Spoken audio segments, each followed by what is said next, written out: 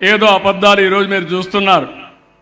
గోశాలలో పశువులు చనిపోకపోయినా గోశాలలో పశువులు చనిపోయాయంట, ఆయన బాధపడుతున్నా అంట ఆ పార్టీ, వైఎస్ఆర్ కాంగ్రెస్ పార్టీ.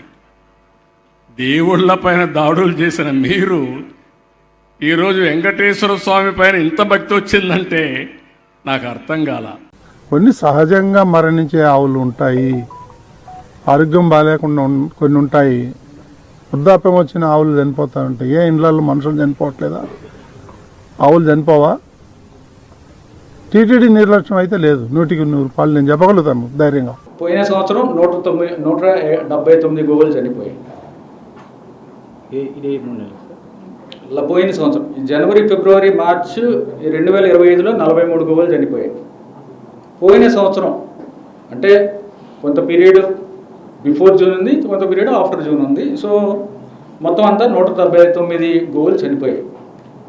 యావరేజ్గా ప్రతి నెల 15 గోవులు చనిపోతాయి.